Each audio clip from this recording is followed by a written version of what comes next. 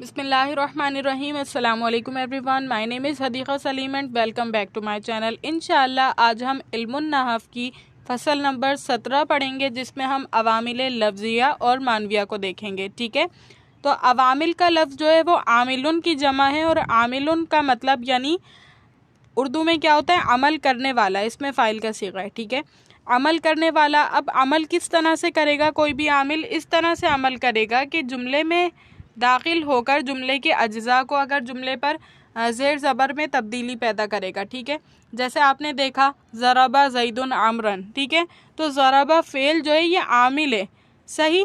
کیوں؟ کیونکہ اس نے عمل کیا ہے زید اور عمر میں، زید کو حالت رفع میں بنایا، کیوں؟ کیونکہ فاعل ہونے کی وجہ سے، اور جو ہے عمر جو ہے اس کو نصب دیا ہے اس کو اس وجہ سے کہ وہ مفعول بن رہا ہے، ٹھیک ہے۔ آپ کو پتہ ہے کہ فاعل جو ہے حالت رفع میں ہوتا ہے اور مفعول جو ہے وہ حالت نصبی میں ہوتا ہے، ٹھیک ہے۔ تو عامل کا تھوڑا کانسیپٹ آپ کے ذہن میں بیٹھ رہا ہوگا، جو اعراب میں تبدیلی پیدا کرنے کے لیے لایا جاتا ہے۔ عامل عمل کرنے والا ہوتا ہے دراصل، ٹھیک ہے۔ تو اب اس کو مزید دیکھتے ہیں، اس کی ڈیپتھلی اسٹڈی کرتے ہیں۔ دیکھیں، عوامل اعراب کی دو قسمیں ہیں، یعنی اعراب کے جو عوامل ہوتے ہیں وہ دو طرح کے ہوتے ہیں، لفظی ہوں گے یا پھر معنوی ہوں گے۔ اب لفظی اور معنوی کسے کہتے ہیں؟ تعریفوں میں دیکھ لیتے ہیں۔ لفظی عوامل وہ ہیں جو ظاہر لفظوں میں موجود ہوں، جیسے علی الارض میں علی نے ارض کو مجرور کر دیا، اور جاء زید میں جاء نے زید کو مضموم کر دیا۔ لفظی عوامل کیا ہوں گے؟ جو لفظوں میں موجود ہوں گے، یعنی لفظ والے عوامل ہوں گے۔ دیکھیں، علی ایک لفظ ہے نا، اور عمل کر رہا ہے ارض میں، ٹھیک ہے۔ تو یہ علی کیسا عامل ہوا؟ لفظی عامل ہوا کہ لفظوں میں موجود ہے۔ علی الارض میں علی نے ارض کو مجرور کر دیا۔ اب علی نے کیا کام کیا ہے کہ آگے والے مابعد اسم کو مجرور کیا ہے، ٹھیک ہے۔ اس کے بعد دیکھیے جاء زید میں جاء نے زیدن کو مضموم کر دیا، ٹھیک ہے۔ جاء زیدن جب ہم نے کہا تو جاء فعل، زیدن حالت رفع میں فاعل بن رہا ہے اس کا، کہ آیا زید۔ اب جاء نے زید پر کیا عمل کیا ہے کہ اس کو حالت رفع میں بنایا ہے، حالت رفع یعنی پیش دیا ہے اس کو، ٹھیک ہے۔ تو جاء کیسا عامل ہوا؟ عامل ہوا ایک تو پہلی بات، اور دوسرا کیسا عامل ہوا؟ لفظی عامل ہوا، کیونکہ لفظوں میں موجود ہے۔ اب لفظی عامل کی تین قسمیں، لفظی عامل جو ہمارے پاس ہوتے ہیں وہ کتنی قسموں کے ہوتے ہیں؟ تین قسموں کے ہوتے ہیں، حروف، اسماء، افعال، صحیح۔ کوئی بھی لفظ جب کسی جملے پر، جملے کے اجزاء پر عمل کرے گا تو وہ تین طرح سے ہوگا، ٹھیک ہے۔ یا تو وہ اسم ہوگا، یا تو وہ حرف ہوگا، یا تو وہ فعل ہوگا، ٹھیک ہے۔ اب دیکھیے کس طرح سے فصل نمبر 18 یہاں سے شروع ہو رہی ہے۔ حروف عاملہ در اسم، یعنی ایسے حروف جو اسم میں عمل کرتے ہیں۔ حروف عاملہ یعنی ہیں تو حروف، خود جو عمل کرنے والے ہیں نا وہ حروف ہیں، اور عمل کس میں کر رہے ہیں؟ اسم میں کر رہے ہیں، ٹھیک ہے، یہ بات ہے۔ اب دیکھیے یعنی اسم پر عمل کرنے والے حروف، جو حروف اسم میں عمل کرتے ہیں ان کی 7 قسمیں حروف ہیں، اسم میں عمل کریں گے، اسم کو رفع نصب جر دیں گے، لیکن خود بذات خود کیا ہیں؟ حرف ہیں، ٹھیک ہے۔ حروف جر، سب سے پہلے حروف جر جو اسم کو زیر دیتے ہیں، اور یہ 17 ہیں حروف جر، جر دینے والے ہیں۔ سب سے پہلا حروف میں کون آیا؟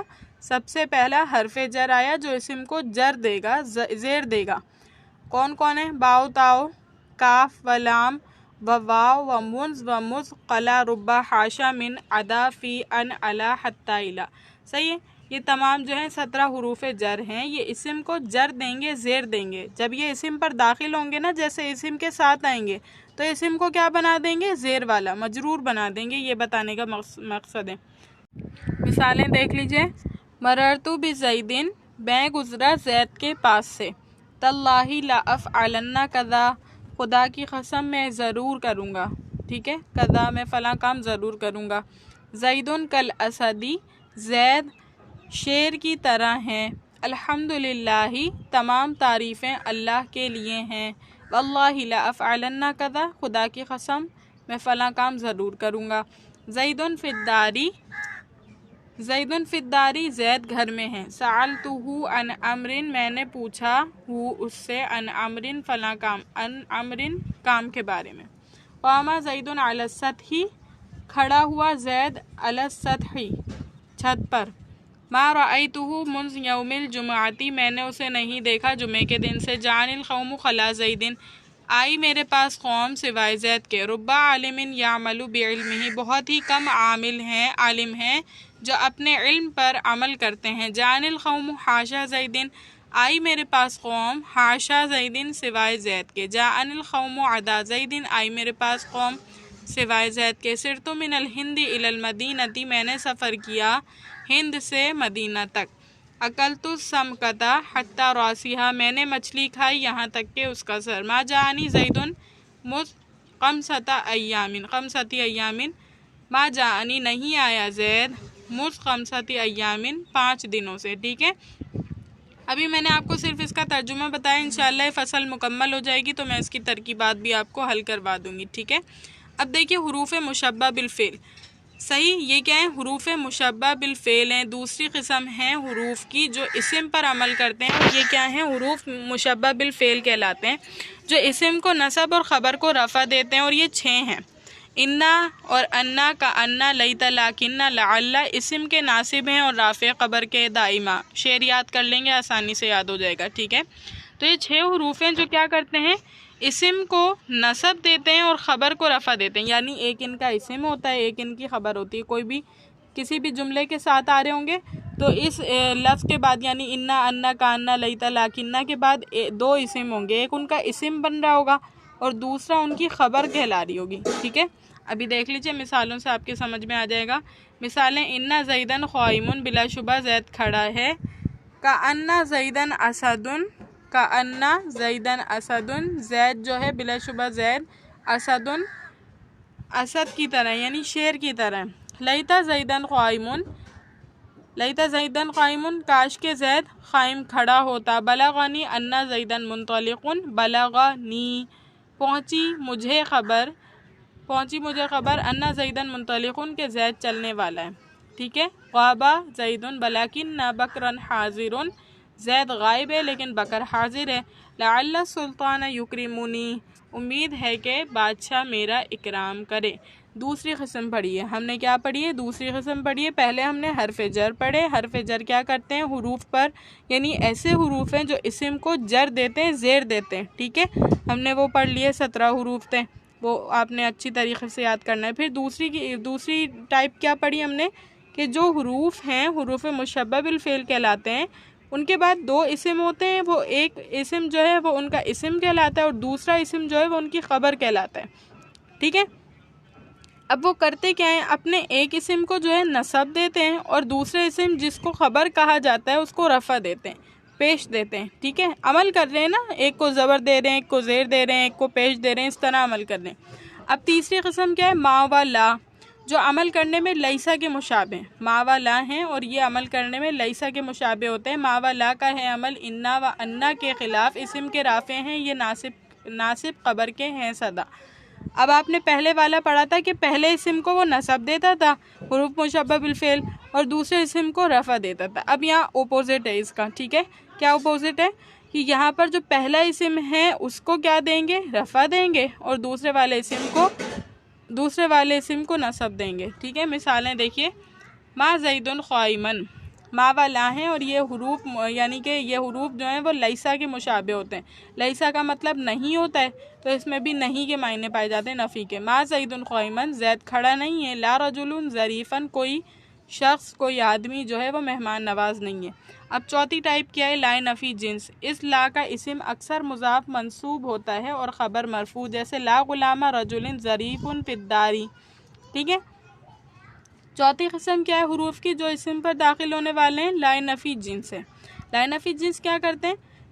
اس لا کا جو اسم ہوتا ہے نا وہ اکثر مضاف منصوب ہوتا ہے، ٹھیک ہے، اور خبر مرفوع ہوتی ہے۔ اکثر کی بات سے پتہ چل رہا ہے کہ کبھی مرفوع بھی ہو سکتا ہے، صحیح ہے، یہ بات ذہن میں رکھنا ہے کہ اکثر مضاف ہوگا تو پھر وہ منصوب ہوگا، لیکن اکثر اگر مضاف نہیں ہے تو پھر وہ مرفوع ہوگا، ٹھیک ہے، جب ہی اکثر کا لفظ لائے، ورنہ ہمیشہ کا لفظ لے کر آتے ہیں۔ اور خبر مرفوع ہوتی ہے، یعنی خبر پر رفع آتا ہے۔ دیکھیے، لا غلام رجل ظریف فی الدار، اب یہ جو لا غلام رجل ظریف فی الدار ہے، اس میں جو ہے، اس میں ایک اس کا اسم ہے اور ایک اس کی خبر ہے، ٹھیک ہے۔ اب دیکھیے، لا غلام رجل، غلام رجل اس کا اسم ہے تو مضاف کی الیہ کی ترکیب پائی جا رہی ہے، آدمی کا غلام، صحیح ہے، تو اس وجہ سے غلامہ پر اعراب کیسا آیا؟ زبر کے ساتھ آیا، صحیح ہے۔ ظریف فی الداری یہ خبر ہے، صحیح۔ اب تو لائن فی جنس کے بارے میں کیا کہا کہ اکثر مضاف منصوب جب مضاف ہوگا جب وہ منصوب ہوگا۔